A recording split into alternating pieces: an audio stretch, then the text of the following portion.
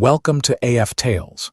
Today's story is about a best friend who kept a guy on an emotional leash for 2 years, then melted down when he finally stepped away and chose a healthier relationship. As you listen, think about what you would do if you realized someone only valued you when you were useful. My best friend said, "You're so safe with me." I replied, "Not anymore." Then I stopped answering her crisis calls, saved the threats, told our friends the truth, started dating Mia, and I just watched as Ava's perfect image collapsed in public. Ava said, "I love how I never have to worry about you catching feelings," and 3 days later I stopped answering her crisis calls forever. I said, "Yeah, you are totally safe with me." What she didn't realize was that I had been paying attention for months, not just to her words but to the pattern. The way every need was timed, the way every compliment was a leash, the way she kept me close without ever letting me belong. My name is Liam. I'm 21, a junior at a small liberal arts college in Massachusetts.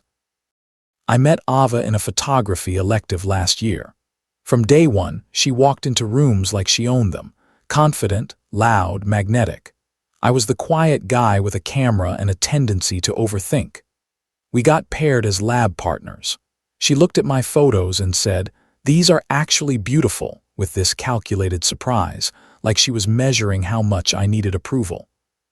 My stomach flipped anyway.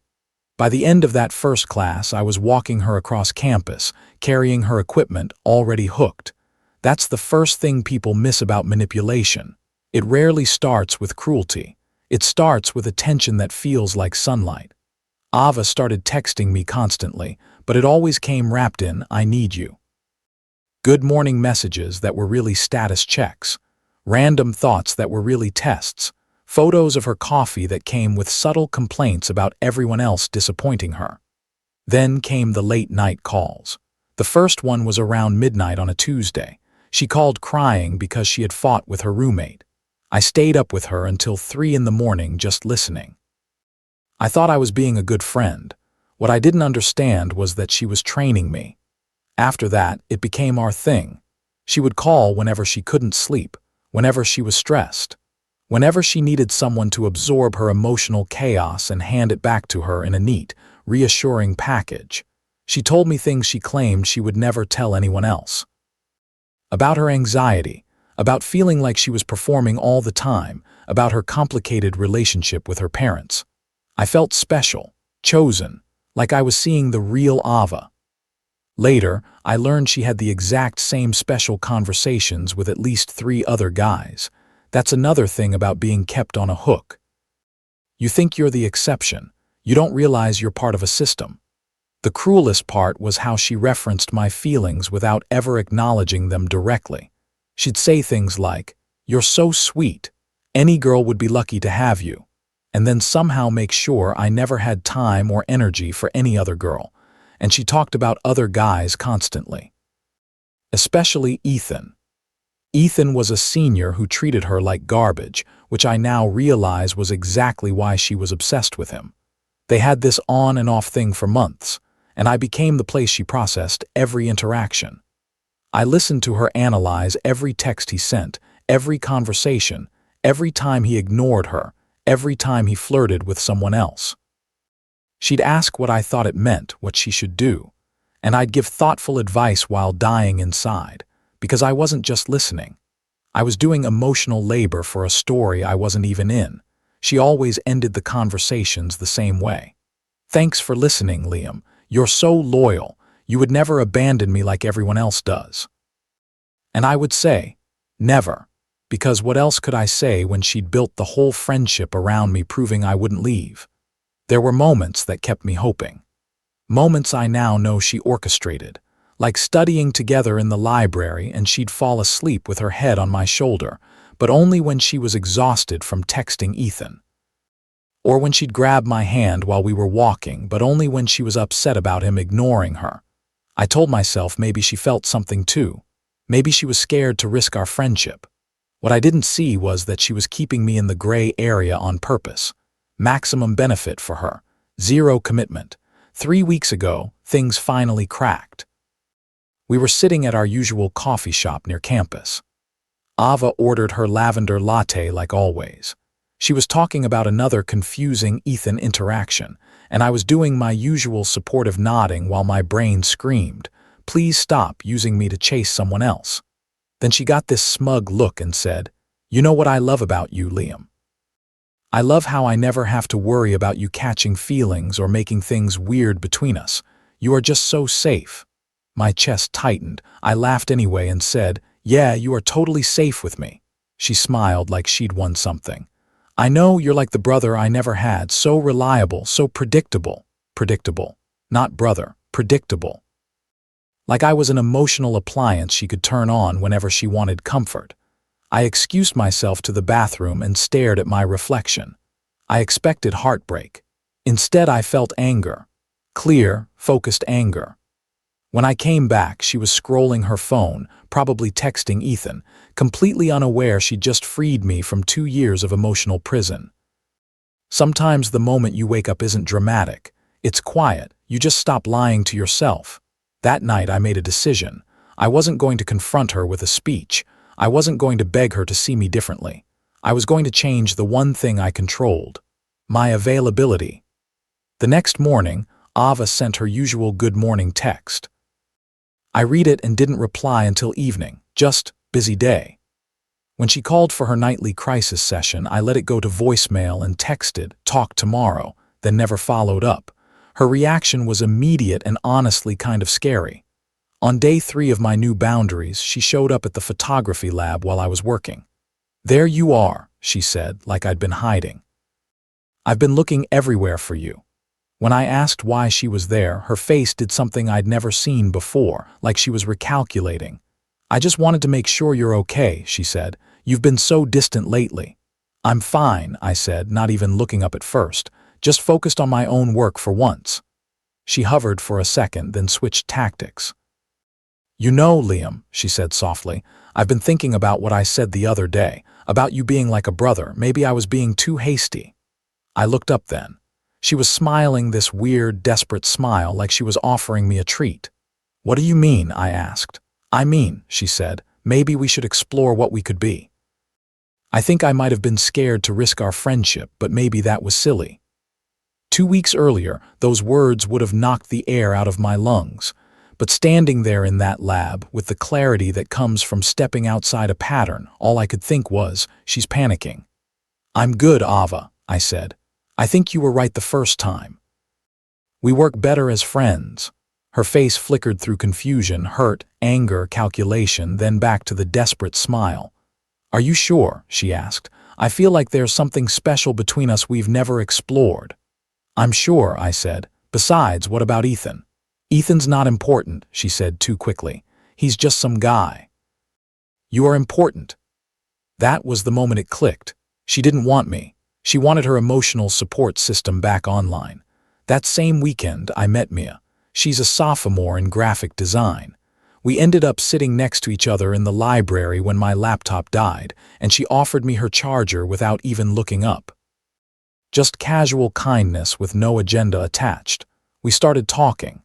She laughed at my jokes because they were actually funny, not because she needed me to feel useful. She asked about my photography because she cared, not because she needed me to manage her feelings.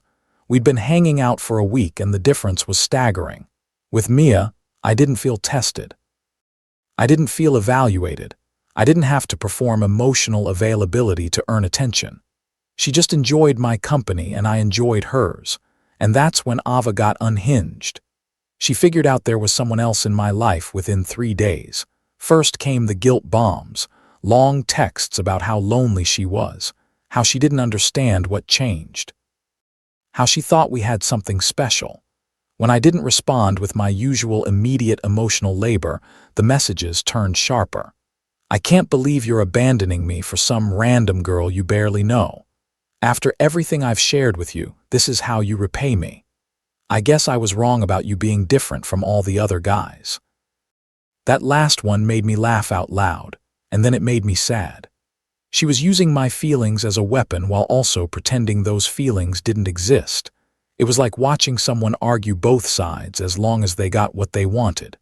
When guilt didn't work, she escalated.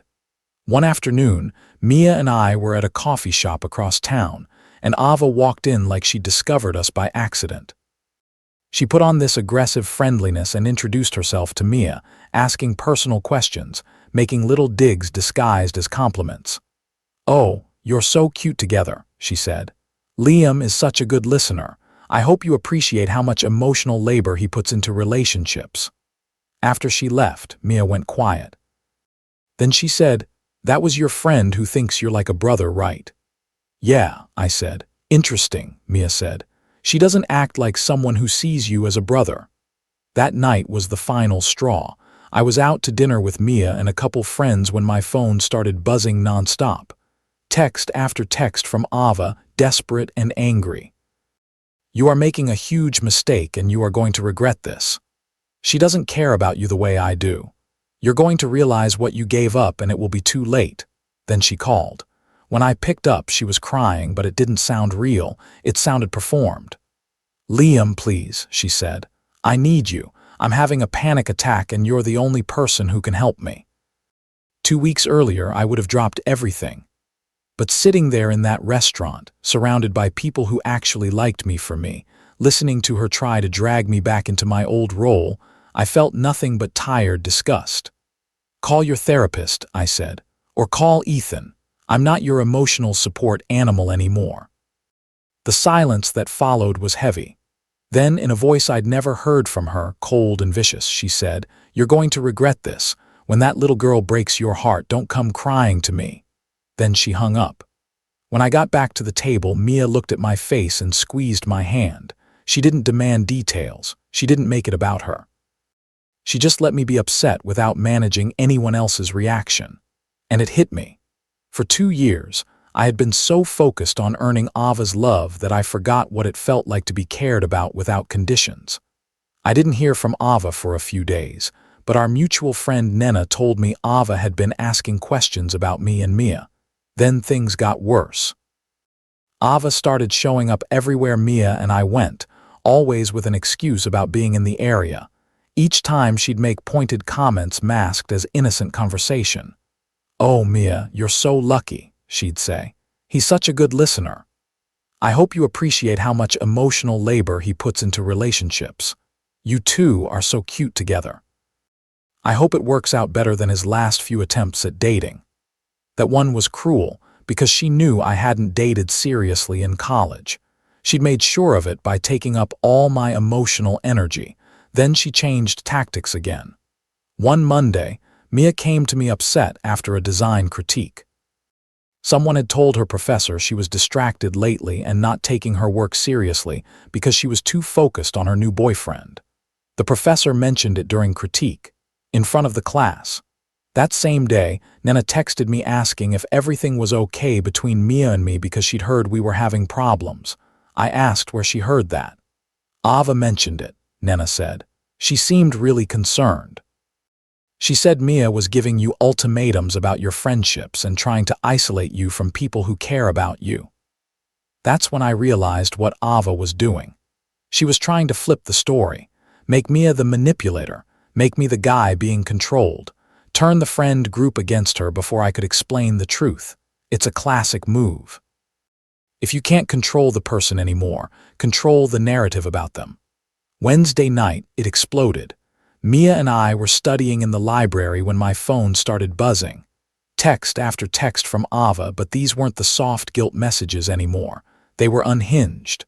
"I know what you are doing and it is not going to work. You think you can just replace me with some basic girl who doesn't even know you. I have screenshots of everything, Liam. Every late night call, every message where you said you loved me. If you don't start answering me, I am going to show everyone what you are really like." Then she called, again and again. After the 5th call, I picked up. "Thank God," she said, sounding manic. "I need to see you right now. We need to talk before this gets worse." "There is no situation," I said. "Ava, I'm in a relationship now. I'm happy." "No, you are not," she screamed loud enough that people nearby looked over. "You're confused. She is manipulating you into thinking you don't need me anymore, but you do need me. I know you better than anyone." Mia quietly gathered her things and mouthed, "I'll be outside," to give me privacy. That small act, the way she respected my space without trying to control it, made the contrast even sharper. "Ava," I said, keeping my voice low, "you need to stop. I'm not abandoning you. I'm just not going to be your emotional support person anymore." "There is no difference," she shouted. "You promised you'd always be there for me. You said I was special." "I said those things because I thought we were friends," I said. "Friends don't threaten each other." "I'm not threatening you," she said. "I'm trying to save you. She doesn't love you like I do." And that was the moment the truth fell out of her mouth. "Like you do," I repeated. "Ava, you told me 3 weeks ago you never had to worry about me catching feelings." The silence that followed said more than any scream. Then her voice changed, cold, calculating. "I lied," she said. "I've known how you felt for months. I thought it was sweet. I thought it was useful." Useful, that word hit me like a physical slap. "You knew," I said. "Of course I knew," she said. "You think I'm stupid. Every girl knows when a guy is obsessed with her. I liked having someone who cared that much, someone who would drop everything for me." I felt sick. All those late-night calls, all those intimate conversations, all those moments I thought meant something. She had known exactly what she was doing. "So you used me," I said. "I didn't use you," she snapped. "I cared about you. I still care about you. That's why I can't let you throw yourself away on some girl who doesn't even know you exist." "She knows me better in 3 weeks than you bothered to learn in 2 years," I said, and I tested it. "What's my favorite photography style, Ava?" Silence. "What's my biggest fear about my career?" More silence. "What's the name of my childhood dog that died last year that I cried to you about for 2 hours? She hesitated. "That's not fair. I can't remember every—" "His name was Charlie," I said. "And you spent that entire conversation talking about how Ethan's dog reminded you of him. You never once asked how I was dealing with the loss." The silence stretched so long I thought she had hung up. Finally she said, smaller now, "I do care about you." "No," I said. "You care about having me available. There's a difference." Then she played her final card. "Fine," she said, vicious again. "Choose her over me, but don't come crying to me when she gets bored and leaves. And don't expect our friends to take your side when I tell them how you led me on for 2 years and then dumped me for some random girl." "Go ahead," I said. "Tell them whatever you want. Anyone who believes your version without asking for mine isn't really my friend anyway." She hung up. The next morning, I woke up to a group text from Ava to about 15 mutual friends. It was long and rambling. She painted herself as heartbroken. She claimed I was cutting her out because my new girlfriend was jealous and controlling, but Ava overplayed her hand. Nena texted me privately almost immediately. "This doesn't sound like you at all. What's really going on?" Jake from photography messaged too. "Dude, this seems weird.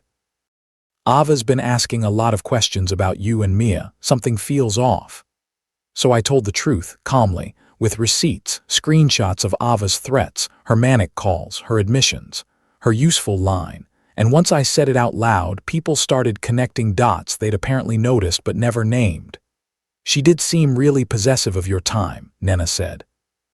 "I always thought it was weird how she'd interrupt when you tried to talk about your own problems," Jake said. By Thursday, at least half the friend group understood what was happening. Friday afternoon, I ran into Ava at the student center. She looked like she hadn't slept in days.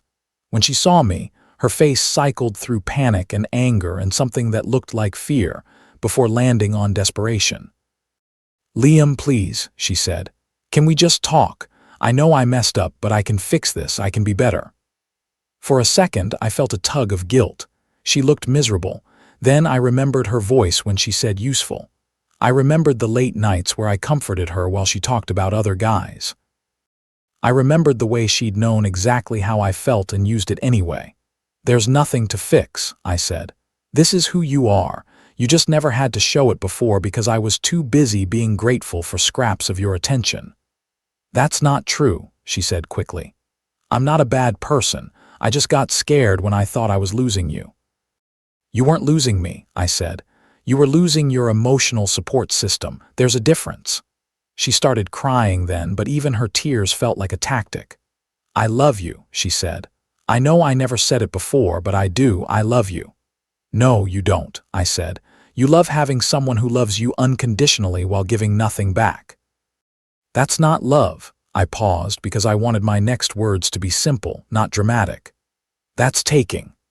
I walked away while she was still crying and didn't look back. Mia was waiting outside. She took my hand and squeezed it. She didn't demand to know what Ava said. She didn't make me perform. She let me breathe.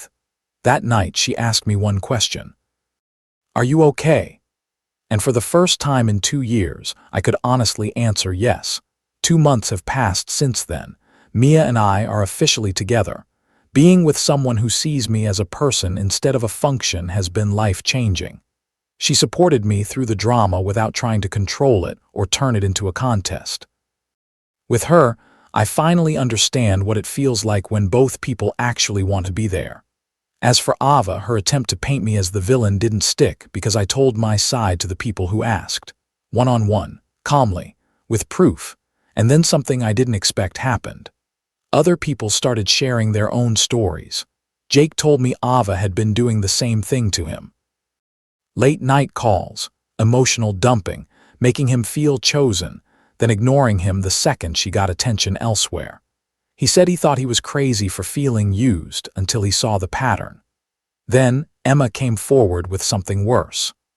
Ava had tried to break up her relationship by telling Emma's boyfriend that Emma was emotionally cheating with a male study partner. Sarah from our ethics class said Ava borrowed money repeatedly and never paid it back, always with a crisis attached. Marcus from debate said Ava tried to get him to write papers for her because she was too overwhelmed. By the end of the week, at least 8 people had stories that all sounded the same. Love bombing, artificial intimacy, manufactured crises. Then discard the moment they weren't useful. I wasn't special. I was just one of many. Within 2 weeks, Ava went from being one of the most popular people in our circle to eating lunch alone. Calls unanswered, messages ignored, invitations gone. Not because anyone organized against her, but because once people see a pattern, they can't unsee it. The master manipulator discovered that her tactics only work when people don't realize they're being manipulated. 3 weeks later, Nena told me Ava transferred to a different school. She said she needed a fresh start. Honestly, I think she just couldn't handle being in a place where everyone knew the truth. Last week, I got a message from her on Instagram.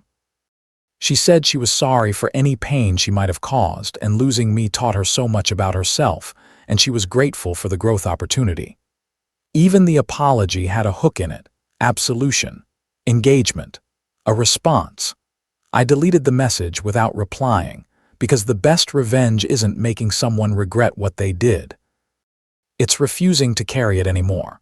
Lesson 1: if someone only values you when you're available, that isn't friendship. That's control. Lesson 2: compliments can be a leash when they're used to keep you in a role you didn't choose. Lesson 3: healthy people respect boundaries. Manipulative people treat boundaries like betrayal. Lesson 4: pay attention to patterns, not promises. Patterns are what you live with. Lesson 5: real care feels calm. You don't have to earn it with emotional labor. What would you have done after that coffee shop comment about being safe and predictable? And if you've ever been someone's emotional support system without realizing it, how did you finally break free?